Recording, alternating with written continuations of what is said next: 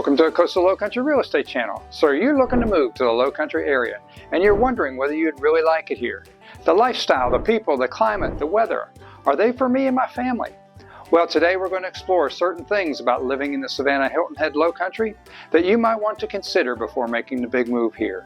So stay tuned as we explore 10 things I hate about Lowcountry living.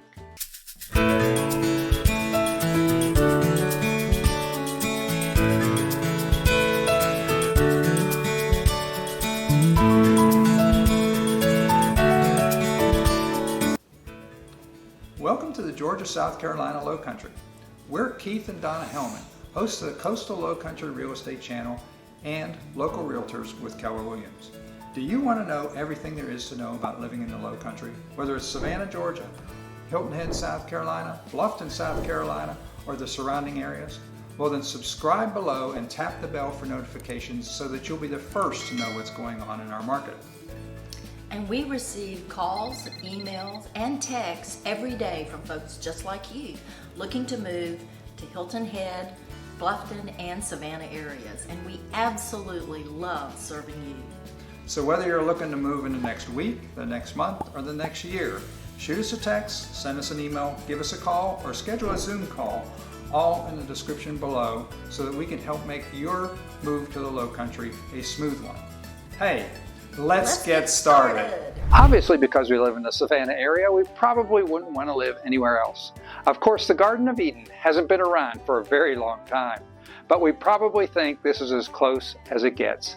However, we do have to admit that from time to time, there are some things about Lowcountry living that we might want to change. So let's dive into the 10 things I hate, or at least are relatively annoying, about living in the Lowcountry. So let's start out with the obvious. Number 1, the heat and the humidity. The average annual high temperature for Savannah is 77 degrees, and the average annual low is 56 degrees. That might not sound too bad, and it's not, until you get to the months of July and August. These are the 2 months that are best spent either by the water or in the house with the AC.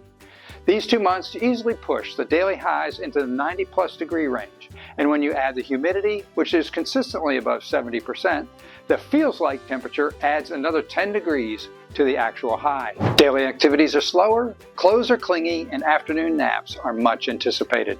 Outdoor events often require strategic planning to avoid the hottest parts of the day. Hydration, sunscreen, and lightweight clothing become essential. Air conditioning is not just a luxury, but a necessity. Despite these drawbacks, many embrace the sultry weather as part of the area's unique southern charm. Strategies such as taking refuge in the shade of ancient oak trees, enjoying the city's numerous fountains, and indulging in cool refreshments help mitigate the heat's effects.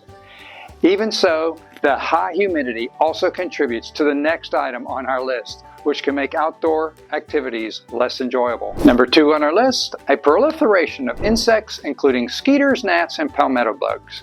The city's subtropical climate creates an ideal environment for a variety of insects, making them a constant companion of residents and visitors alike.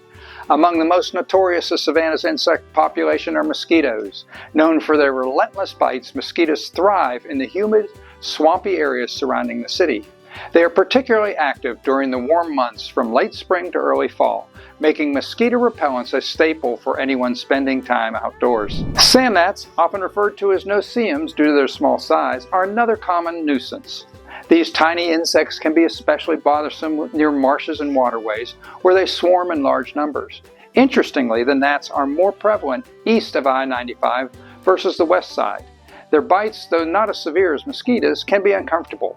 However, true to their nature, the Savannah residents embraced this pest and even named one of their minor league baseball teams the Savannah Sand Gnats. And probably one of our least favorites, palmetto bugs, are also a familiar sight in Savannah. These insects are a large type of cockroach and often invade homes, particularly during hot, humid summer months. While not harmful, their presence can be unsettling. Despite the prevalence of insects, Savannah residents have adapted to coexist with these pests, using screens on windows, applying insect repellent, and utilizing professional pest control services to help manage the bug population. And this leads us to our next pest. Number 3, gators and snakes. Oh my! Savannah, with its lush landscapes and abundant waterways, is home to diverse wildlife, including alligators and snakes. Alligators are common in Savannah's rivers, marshes, and lagoons. These formidable reptiles can grow up to 13 feet long and are often seen basking on banks or gliding through the water. While generally not aggressive towards humans, alligators can become dangerous if provoked or if humans encroach on their habitat. It is essential to observe these creatures from a safe distance. Indeed, when playing golf, it's best to advise to leave any shots near or in the water alone and drop a safe distance to your next shot. But if you really must see the gators, head to the Crab Shack restaurant on Tybee Island. They have a penned-in area with live gators galore. Snakes are also prevalent in Savannah, with both venomous and non-venomous species inhabiting the area. Among the venomous varieties are the eastern diamondback rattlesnake, water moccasin, and copperhead. These snakes tend to avoid human contact, but can pose a risk if accidentally encountered or threatened. Non-venomous snakes such as the rat snake and the corn snake play a crucial role in controlling rodent populations. It's good to know the difference. When navigating outdoor spaces in Savannah, it's important to stay alert and exercise caution. Wear appropriate footwear and avoid tall grass and dense underbrush where snakes may hide. If you encounter an alligator or snake, maintain a respectful distance and do not attempt to handle or provoke the animal. Next on our list, at number 4, are hurricanes. Savannah, with its scenic coastal location, is vulnerable to hurricanes and tropical storms. While rare in the Savannah area, these powerful weather events can pose significant threats to the city and its residents, particularly during active Atlantic hurricane season from June to November. There have been notable storms that have hit the area, including the Hurricane Irma in 2017 and Hurricane Matthew in 2016. These storms brought heavy rainfall, strong winds, and flooding, causing extensive damage to homes, infrastructure, and the natural landscape. However, prior to those two storms, you would have to go all the way back almost 40 years to find the last hurricane to directly hit Savannah, which was Hurricane David in 1979. And then another 20 years prior to that was Hurricane Gracie in 1959. One of the most significant risks during a hurricane in Savannah is flooding. The city's low-lying areas and proximity to the coast make it particularly susceptible to storm surges and heavy rainfall. These conditions can lead to rapid and severe flooding, impacting homes, roads, and critical infrastructure. As a result, flood insurance is another item that you might have to consider when buying a home in the area. Number 5 on our list is pollen season. Each spring, the city is enveloped in a yellow haze of pollen. The yellow dust settles on cars, buildings, and outdoor furniture, requiring frequent cleaning. Washing your car is often an exercise in futility, in that 30 minutes after a nice shiny bath, your car is once again covered in a film of yellow. And after a good soaking rain, the streets are lined with streams of watery yellow sludge. The primary sources of pollen in Savannah are oak, pine, and pecan trees, which release vast quantities of pollen into the air. This typically begins in late February and can extend through May, with peak pollen counts occurring in March and April. For many, pollen season also means dealing with allergic reactions. But despite the challenges, springtime in Savannah is one of our favorite times of the year. One of the most enchanting aspects of spring in Savannah is the explosion of blossoms. Azaleas, wisterias, and magnolias burst into bloom, painting the city with shades of pink, purple, and white. The historic squares and gardens are particularly stunning, offering picturesque scenes I just love the azaleas in Savannah. Spring weather in Savannah is typically mild and pleasant, with temperatures ranging from the mid-60s to the upper 70s. The comfortable climate is perfect for outdoor activities such as riverboat cruises, which Keith and I have been on, and they're lots of fun, kayaking in the coastal waters, and picnicking in the many parks. The city's farmers markets also thrive, offering fresh local produce and handmade goods. Spring is also the season of festivals like the annual St. Patrick's Day Parade and celebration. Number 6 on the list is Southern cooking. Not that the Southern cooking tastes bad, we find it delicious. The reason it's on the list is that it's often not the healthiest for you and will require extra time in the gym. If you grow up watching Paula Deen on the Food Channel, Southern cooking was probably best described by her when she would state that she puts a stick of butter in just about everything she makes. Southern cooking features dishes that have been passed down through generations. Staples include fried chicken, shrimp and grits, and low country boil. These dishes showcase the region's abundant seafood and agricultural bounty, reflecting a blend of African, French, and Native American culinary influences. Soul food, a vital part of Southern cooking, emphasizes hearty, comfortable dishes such as macaroni and cheese, my favorite, cornbread, and sweet potato pie. These recipes, rooted in African American culture, have become beloved staples in Savannah's culinary scene, reflecting the city's diverse cultural heritage. Key ingredients in Southern cooking include cornmeal, okra, black-eyed peas, collard greens, and rice. Spices and seasonings like cayenne pepper, garlic, and thyme add depth and complexity to the flavors. Southern cooking in Savannah is more than just food, it's a way of life. Community gatherings, Sunday dinners, and holiday feasts bring people together, fostering a sense of connection and tradition. Cooking methods such as slow cooking, frying, and barbecuing are passed down through families. Savannah's proximity to the coast also means that fresh seafood, particularly shrimp, crab, and oysters, play a central role in many dishes. Which leads us to number 7 on our list, seafood. Actually, we love seafood, but if you don't have a taste for fish or shrimp or crab or oysters or low country boil, excuse me, I may be drooling, then you might want to reconsider moving to the low country. With its proximity to the Atlantic Ocean and local rivers, Savannah seafood is incredibly fresh.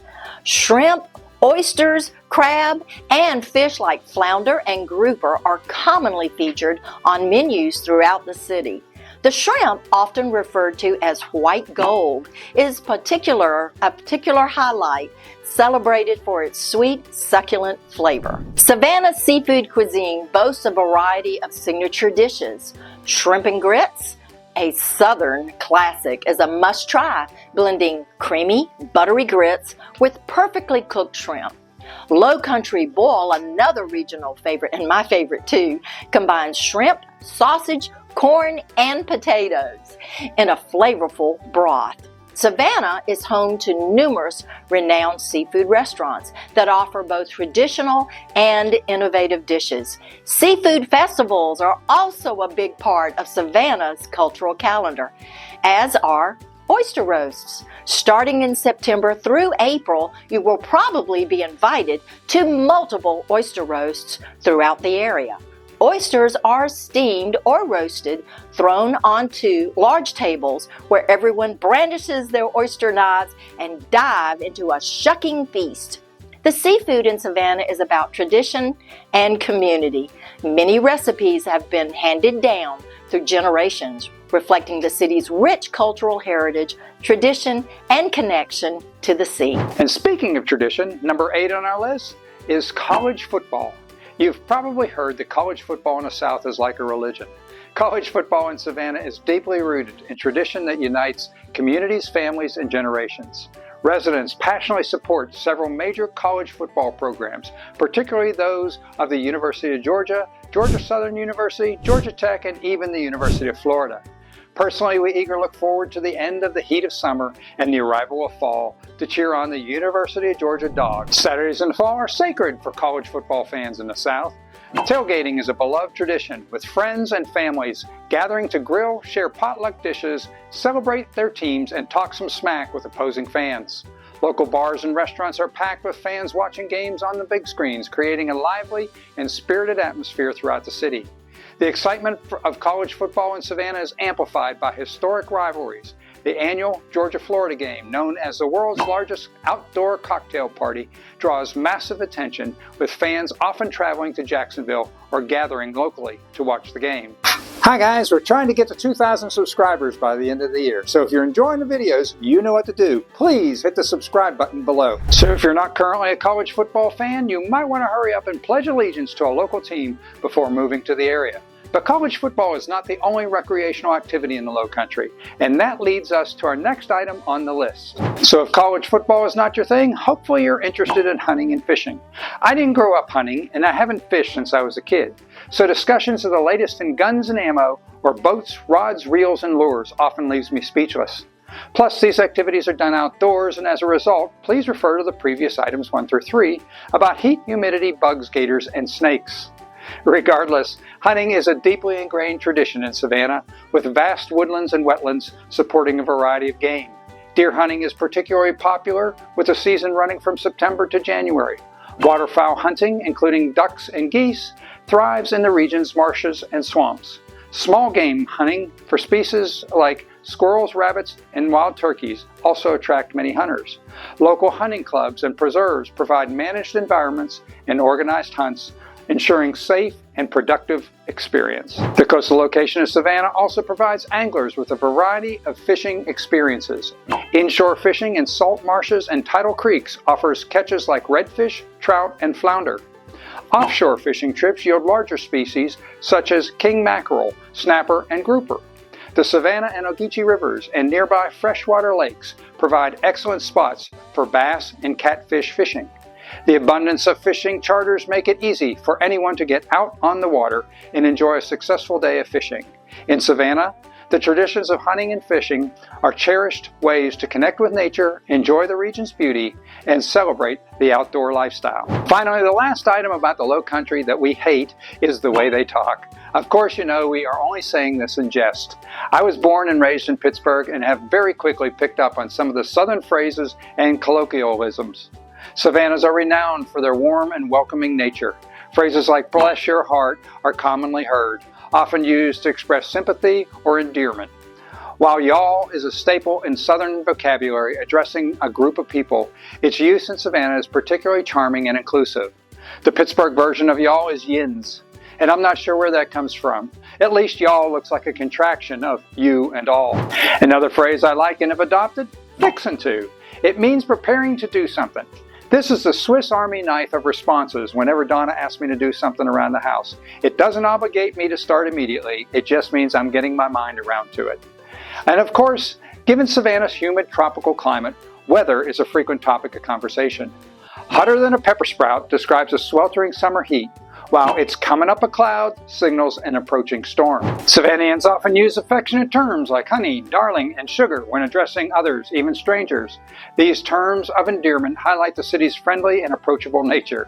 Understanding Savannah's phrases and colloquialisms is key to approaching its unique culture. They reflect the city's history, warmth, and close-knit community that defines this charming southern gem. So there you have it.